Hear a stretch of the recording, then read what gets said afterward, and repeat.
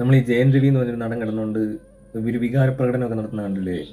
ഈ കഴിഞ്ഞിടയ്ക്ക് മീഡിയയിലൊക്കെ വന്നിട്ട് അവനെ പൂട്ടിയിട്ടേക്കുമായിരുന്നു, പാസം, അവൻ്റെ മക്കളോട് അവന് ഭയങ്കര സ്നേഹമാണ്, കൊച്ചിന് 50 ലക്ഷം രൂപ ഫീസ് വേണം, പിന്നെ അതുകൂടാതെ ഇവനെ ഭാര്യ വീട്ടുകാർ പൂട്ടിയിട്ടേക്കുമായിരുന്നു, അവൻ്റെ പൈസ ഒന്നും അവന് കിട്ടുന്നില്ല എന്ന്, അയ്യോ പാവം, എന്നിട്ട് കിടന്ന് കരയുക, തുപ്പുക, തൂറുക, മെഴുകുക, തൂറി വാരി എറിയുക എന്നൊക്കെ പറഞ്ഞ തീട്ടന്മാർ തിന്നുക എല്ലാം അവൻ ചെയ്തിട്ടുണ്ട്.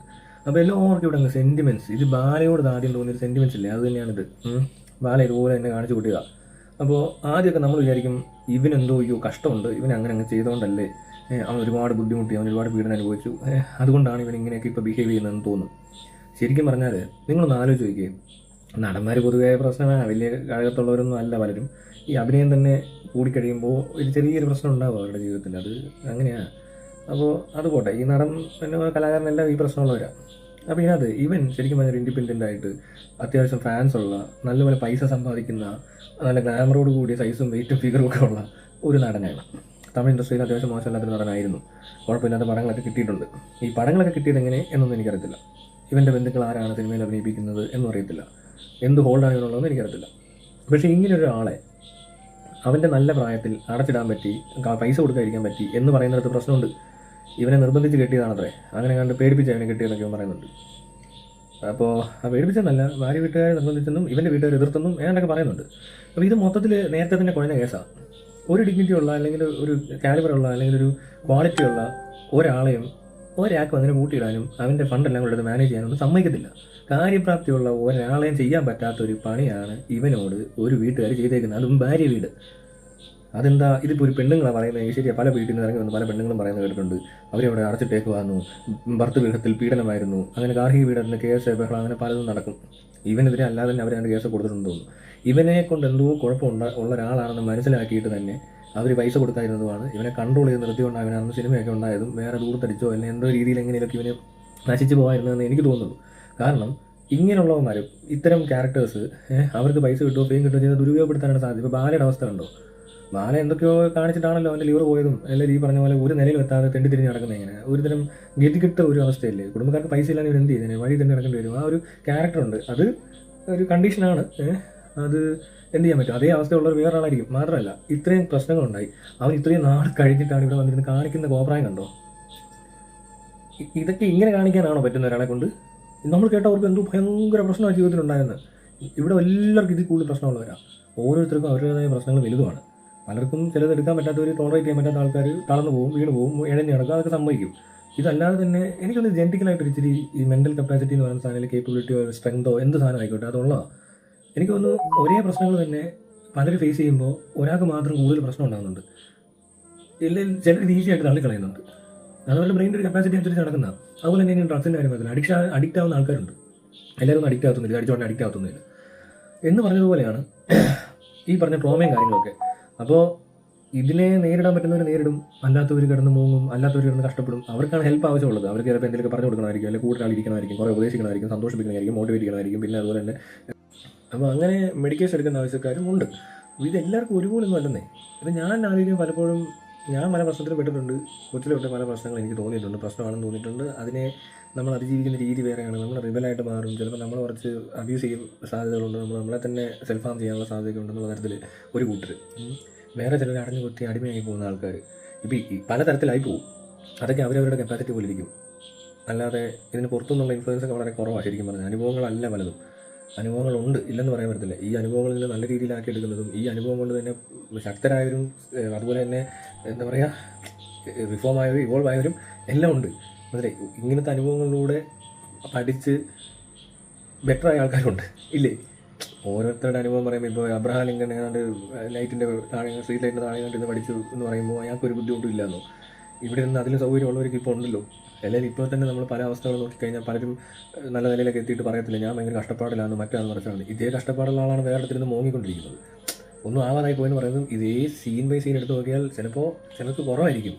ഞാൻ നോക്കിയപ്പോൾ എന്നെക്കാളും വലിയ ബുദ്ധിമുട്ടൊന്നും ഇല്ലാത്ത പലരും ഭയങ്കരമായ ബുദ്ധിമുട്ടായിരുന്നേ എന്നും പറഞ്ഞുകൊണ്ട് ഇരിപ്പുണ്ട്. പിന്നെ ചിലർ ഇതങ്ങ് ആഘോഷിക്കും, ഇതിലങ്ങ് ആനന്ദം കണ്ടെത്തും. സത്യം പറഞ്ഞാൽ 25 വയസ്സ് താഴെ ഈ പരിപാടി നിർത്തണം. അത് കഴിഞ്ഞാൽ 25 താഴെ തന്നെ 23 കഴിയുമ്പോൾ തൊട്ട് തുടങ്ങണം. അത് കഴിഞ്ഞാൽ പിന്നെ നമ്മൾ നമ്മുടെ തൊഴിലും കാര്യങ്ങളൊക്കെ ആയിട്ട് മുന്നോട്ട് പോയി കഴിഞ്ഞാൽ പിന്നെ പഴയൊന്നും ആലോചിക്കേണ്ട ആവശ്യമൊന്നുമില്ല. പുതിയ നമ്മളുണ്ടാക്കുക ചെയ്യുന്നത്. ഇതിനുള്ളൊരു ബോധവും ഇല്ല. അപ്പോൾ എന്താ പ്രശ്നം എന്ന് വെച്ചാൽ ഇവരൊക്കെ അവിടെ ഇവിടെയൊക്കെ പെട്ടിട്ട് ചുമ്മാ ഇങ്ങനെ അത് കുറച്ച് ആൾക്കാരുടെ പ്രശ്നമാണെന്ന് തോന്നുന്നു. എന്നാൽ ഈ സാഹചര്യത്തിന് അതിന് റോൾ ഇല്ല എന്ന് പറയാൻ പറ്റത്തില്ല. ഉണ്ടെങ്കിലും ഇനി അഥവാ ഇല്ലെന്ന് തന്നെ വിചാരിക്കുക, എന്ത് കിട്ടിയാലും ഇത് ഇങ്ങനെ പിടിക്കുന്ന ആൾക്കാർ ഇവിടില്ലേ? ഇവരുടെ ജീവിതം എല്ലായിടത്തും ഈ ഭൂമിയിൽ ജീവിക്കുമ്പോൾ ചിലപ്പോൾ ഇതൊക്കെ ഉണ്ടായിരിക്കും എന്നുള്ളത് മനസ്സിലാവുന്നില്ല. ഇവിടുത്തെ എല്ലാ വീട്ടിലും പേരൻസ് മോശമായിരിക്കും അങ്ങനെ പറഞ്ഞു കഴിഞ്ഞാൽ. ഒരു കാലഘട്ടത്തിൽ ഇപ്പോഴത്തെ കാലഘട്ടത്തിലെ പേരൻസ് വേറെ തരത്തിൽ മോശമായിരിക്കും. ഈ ജനറേഷൻ ഗ്യാപ്പിൽ ആൾക്കാർക്ക് കമ്മ്യൂണിക്കേഷൻ പാടാണ്. അങ്ങനെ സംഭവിച്ചു പോയ പ്രശ്നങ്ങൾ മനസ്സിലാക്കാൻ പറ്റാൻ ഒരു ശേഷിയില്ലാതെ പോയ ആളുകൾ കാണിച്ചു കൂട്ടുന്ന ചില പരിപാടികളാണ് ഞാൻ കണ്ടു. എനിക്കിപ്പോൾ അങ്ങനെയാണ് തോന്നുന്നത് ഇത് കണ്ടിട്ട്. പിന്നെ എക്സ്ട്രീം കേസിലേക്ക് പോയി കഴിഞ്ഞാൽ സൈക്കാട്രിക് ട്രീറ്റ്മെൻറ്റ് ആവശ്യമായിട്ട് വരും. അല്ല അതവർ ഈ ഇടയിൽ കിടക്കുന്നവർക്കൊക്കെ കഥ പറഞ്ഞും അതാണ് ഇതിങ്ങനെയാണ് നിൻ്റെ കുഴപ്പമില്ല മോനെ എന്നൊക്കെ പറഞ്ഞ് സമാനിപ്പിച്ച് വിട്ടാൽ പോലും ഇവർക്ക് അപ്പോഴും സോഷ്യൽ ഇൻട്രാക്ഷനൊക്കെ ഭയങ്കര പാടാണ്. അതങ്ങനെ ആയിപ്പോയി. അല്ല ചിലപ്പോൾ അവരുടെ സ്വഭാവം അങ്ങനെയായിരിക്കും എന്നൊക്കെ എന്നേ തോന്നുള്ളൂ. അല്ലാതെ ഇതൊന്നും ഒരു ഇൻസിഡൻറ്റ് ഉണ്ടാവണം, അത്ര സിവിയർ ആയിട്ടുള്ള ഇൻസിഡൻസ് ഉണ്ടാവണം, ഭയങ്കരമായ തീവ്രമായ പ്രശ്നങ്ങൾ, അത് ഒരു മനുഷ്യന് അതിജീവിക്കാൻ പറ്റാത്ത തരത്തിലുള്ള ട്രോമ ഉണ്ടാക്കി കൊടുത്തിട്ടുണ്ടെങ്കിൽ ഭയങ്കരമായ പീഡനം, അതായത് ഒരു 1000 പേരെടുത്താൽ അതിനകത്ത് ഒരാളെ കാണുന്നു. അങ്ങനെ അത്ര കേസൊക്കെയാണ് സിവിയർ കേസസ്. അങ്ങനെ ഒരാൾക്ക് മാനസിക തെറ്റോ അല്ലെങ്കിൽ ക്യാരക്ടർ ഫോം ചെയ്യുന്നത് പ്രശ്നങ്ങളോ ഉണ്ടായിട്ടുണ്ടെങ്കിൽ ഓക്കെ. ഇത് പക്ഷേ എല്ലായിടത്തും ഇതാണ് നടന്നുകൊണ്ടിരുന്നത്. ഈ നാട്ടിലെ എല്ലാ വീടുകളും ഒരുപോലെ, കാശുള്ളവരും കാശില്ലാത്തവരും അതിനകത്ത് വ്യത്യാസമില്ല. അതൊക്കെ പോട്ടെ. ഇവിടെ ഇപ്പോൾ സംഭവിച്ചത് എന്താണെന്ന് വെച്ചാൽ ഇവൻ ഇതുപോലത്തെ ചെറിയ കേസൊന്നും പിടിക്കാൻ പറ്റുന്ന ആളൊന്നും അല്ല. അപ്പോൾ അതുകൊണ്ട് അവനെ അവിടെ അടക്കി ഒതുക്കി നിർത്താൻ പറ്റി. അങ്ങനെ അവനെ ഒതുക്കി നിർത്തി കഴിഞ്ഞിട്ട് ഇവൻ ഇത്തിരിക്കാരൻ തന്നെയാണ്. അവനിപ്പോൾ കിടന്ന് കാട്ടിക്കൂട്ടുന്ന പരിപാടി ഉണ്ടല്ലോ. അതായത് ഈ കിടന്ന് കരയുക, മൂങ്ങുക, കൊച്ചിൻ്റെ ഫീസിൻ്റെ കണക്ക് പറയുക, എനിക്ക് ഭയങ്കര എന്ത് ഇത് വിജയമല്യ നാട് വിട്ടത് ഭയങ്കര കൃത്യസമയത്താണ്. പക്ഷേ റോയ് മരിച്ച് നാട് വിടാൻ പറ്റിയില്ല. കാരണം അയാൾക്ക് ശ്രീലങ്കയിലോട്ട് ബോട്ട് വഴി വരെ മുങ്ങുക എന്തെങ്കിലും പ്രശ്നം ഉണ്ടെങ്കിൽ പിന്നെ സെറ്റിൽ ചെയ്താൽ മതിയാണ്. ഇവിടെ ഒന്ന് പലതും ഓപ്പറേറ്റ് ചെയ്യാനൊക്കെ പറ്റുന്ന കാലത്ത് എന്തൊക്കെ ചെയ്യാം അല്ലേ? അങ്ങനെ പോയ ആൾക്കാരൊക്കെ അറിയാമോ എന്താ പറയുന്നത്? ഓരോ സിറ്റുവേഷനിൽ ഓരോരുത്തർ ചെയ്യുന്നതൊന്നും അതേ സിറ്റുവേഷനുള്ള വേറെ ആൾ ചെയ്യത്തില്ല. അത് അവർ ഓരോരുത്തരുടെ മെൻ്റൽ കപ്പാസിറ്റി പോലെ തന്നെ ഇരിക്കും. മെൻ്റൽ സ്ട്രെങ്ത് എന്ന് പറയുന്നത് ചിലർക്ക് കൂടുതലായിരിക്കും, ചിലർക്ക് കുറവായിരിക്കും. പിന്നെ ചിലർക്ക് ഇത് കണ്ടാൽ മനസ്സിലാകത്തില്ല, എന്ത് ചെയ്യണമെന്ന് അറിയത്തില്ല. അതറിയാത്തൊരുത്തനാണ് ഇവൻ. അല്ലാതെ അത് അവൻ്റെ കുഴപ്പം കൂടാണ്. അല്ലാതെ ഈ പറഞ്ഞ വീട്ടുകാരുടെ എല്ലാം തലയിലോട്ടെല്ലാം എടുത്ത് വെച്ചിട്ട് ഇവനെ അങ്ങ് പീഡിപ്പിച്ചു, കഷ്ടമായി പോയി. കാരണം അവൻ കരഞ്ഞ് മറ്റേ ദീപക്ക് മരിച്ച പോലെ ബസ്സിലിരുന്ന് തട്ടി നിന്ന ദീപക്ക് മരിച്ചു കഴിഞ്ഞപ്പോൾ ഷിംജില എന്ന് പറഞ്ഞ പെണ്ണിനെ അറസ്റ്റ് ചെയ്ത പോലത്തെ സീനായിപ്പോൾ. ഇവരെല്ലാം ഈ സെൻറ്റിമെൻറ്റ്സ് കണ്ടു കഴിഞ്ഞാൽ ലോജിക്ക് അങ്ങ് വിട്ടുപോകും ആൾക്കാർക്ക്. പിന്നെ കോമൺ സെൻസ് ഒന്നും ഇല്ല. പിന്നെ ഒറ്റ ഒരു സെൻസേ വർക്ക് ചെയ്യത്തുള്ളൂ.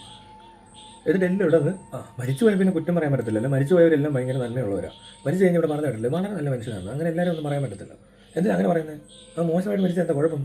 ചേട്ടാ അത് കൊള്ളാം. മരിച്ചു കഴിയുമ്പോൾ മാത്രം ചിലർ വന്നിട്ട് നല്ല മനുഷ്യനാകുന്നത്. എന്ത് നല്ല മനുഷ്യൻ? മരിച്ചവരെ പറ്റി അങ്ങനെ പറയും. മരിച്ചവരെ പറ്റി ആണെങ്കിലും പറയേണ്ടി വരും. മരിച്ചവരുടെ ചാവം കുത്തിയെടുത്ത് പോസ്റ്റ്മോർട്ടം നടത്തിയിട്ട് കേസ് വിളിക്കുന്നത് അപ്പോഴാണ്.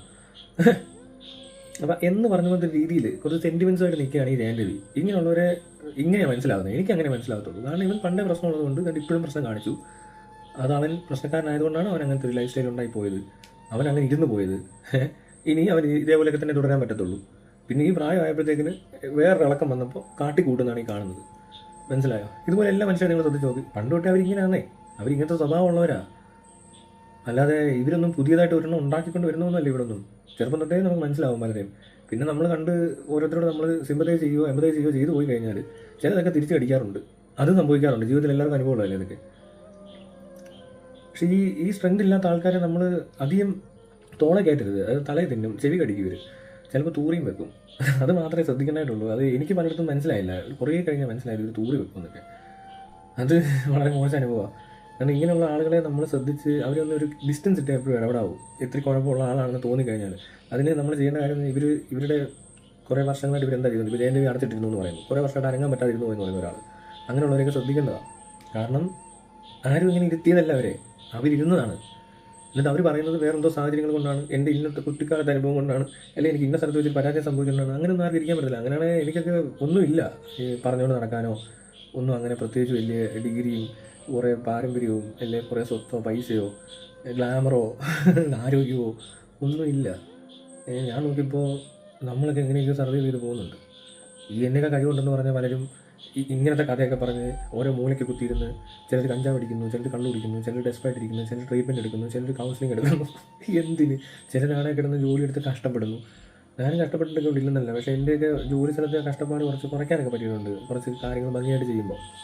അപ്പോൾ ആ വ്യത്യാസം ഞാൻ മനസ്സിലാക്കിയത് ജോലി ചെയ്തപ്പോഴേ. ഈ ആളുകൾ തമ്മിൽ ഒത്തിരി ഉണ്ടെന്ന് ഇങ്ങനെ ആലോചിച്ചാൽ പറയാനായിട്ട്. ഈ ക്യാരക്ടറിന് പ്രശ്നമുള്ളതുകൊണ്ട് ആ ക്യാരക്ടർ അങ്ങനെ ബിഹേവ് ചെയ്യുന്നത്. ഇപ്പോൾ ആ ബിഹേവിയർ റോങ് ആണെങ്കിൽ ഇതിന് മുമ്പും ഏകദേശം ഇതേപോലെയൊക്കെ തന്നെ ആയിരിക്കാം. ഇത്ര ഇമോഷണൽ ആകുന്നു, ഇങ്ങനത്തെ രീതിയിൽ ചിന്തിച്ച് അല്ലെങ്കിൽ അങ്ങനെയൊക്കെ ഓരോന്നൊക്കെ കാട്ടിക്കൂട്ടുന്നു, പറയുന്നു. അയാൾ ചിന്തിക്കുന്ന രീതിയുണ്ടോ? അയാൾ ജീവിച്ചൊരു ജീവിതം കണ്ടോ? അയാൾ തന്നെ പറയുന്നില്ലേ അയാൾ ശരിയല്ലെന്ന്? പിന്നെ ഇനി അവനോട് എന്തിനാ ഇത്രയും അങ്ങനത്തെ സെൻറ്റിമെൻസിൻ്റെ ആവശ്യമില്ല. അവൻ പറയുന്നത് കേൾക്കേണ്ട ആവശ്യമില്ല. അവനോട് പോയി മര്യാദയ്ക്ക് അവരുടെ വീട്ടിൽ കയറിയിരിക്കാൻ പറ. ഇനി അവിടെ ഇറങ്ങിയിട്ട് വലിയതായിട്ടൊന്നും ചെയ്യാനൊന്നുമില്ല. അതും പോകും. കാരണം അവർ പറഞ്ഞു വിട്ടാന്ന് തോന്നി. ഇതിനെ അവിടെ നിർത്തിയപ്പോൾ വേറെ എന്തെങ്കിലും കാണിച്ചു കാണും. ഇത് കൂടിക്കാണുമേ പ്രശ്നങ്ങൾ കൂട്ടി കാണും പുള്ളി. അതുകൊണ്ടായിരിക്കും അവരോട് നടക്കുന്നത്. അപ്പോൾ അത് കഴിഞ്ഞപ്പോൾ കാട്ടിക്കൂട്ടുന്നേ കാണുന്നത്.